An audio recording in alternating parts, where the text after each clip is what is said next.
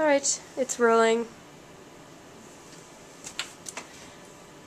Hey guys, welcome to the New Center 1 Weather Center. Just want to show you around a little bit so you can see where we do all of the magic and make those wonderful weather forecasts and graphics for you. This is where it all gets started. Come in here at about 3 a.m. every morning and get started, but before I even do anything for my graphics, I do forecasting. I look at the models and I look at what is going on with the weather, and after I get all my numbers put together, this is our main computer. This is actually where we build all the graphics with the WSI TrueView Max system. And then we also have 3 other computers here that you can see. This computer is basically just ran through the National Weather Service.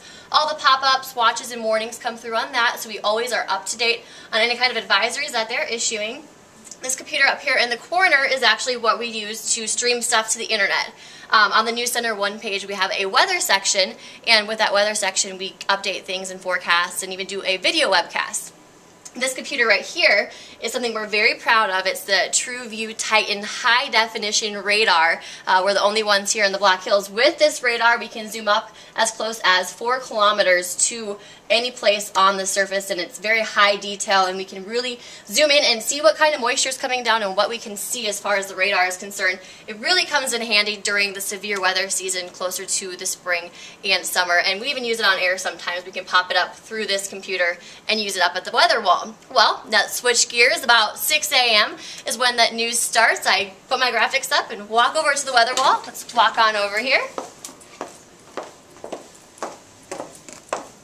So this is the famous green screen. This is actually where I stand every morning. There's a line that we have to stay on, or we try to stay on, and the green screen is basically what you would think it is. We actually can pop up any of the graphics that are on the computer through this, but for that reason, those graphics come up on anything that's green. I can't wear anything that's green or even slightly blue, otherwise the radar comes up on my shirt, which actually happened one time. It looked pretty funny. So we try to stay away from anything to do with green and blue. Now you'll also see off to each side of me are 2 television monitors. Now this is where we can cheat. This is how, when we turn to the side, we know what we're pointing at, even though we're pointing at a green screen.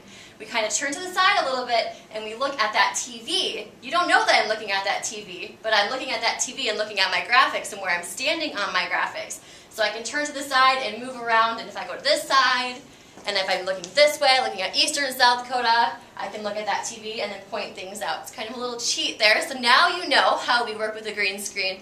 Something else I want to point out to you is a lot of people think that as meteorologists we read a prompter, that we do our forecast and we type it all out and we read. We do not read. Everything is ad-lib. 15 minutes of weather a morning, all off the top of my head. That's why we have to be very knowledgeable as to what's going on with the weather so we can talk about it. And that camera right up here, you can see, I'll show it to you. This is actually where we can see ourselves pop up in it. So when I'm looking forward, I see myself on top of my graphics. I don't see any words. Unlike anchors and reporters, we don't actually get to see any words. It's all just flying by the seat of our pants, and it's great to be really prepared and to know what we're talking about, to go ahead and talk about the forecast and really inform our viewers about how the weather is going to affect them that day and get them ready to go, tell them what they need to wear for the day and what their kids need to expect when they're headed out to the bus stop.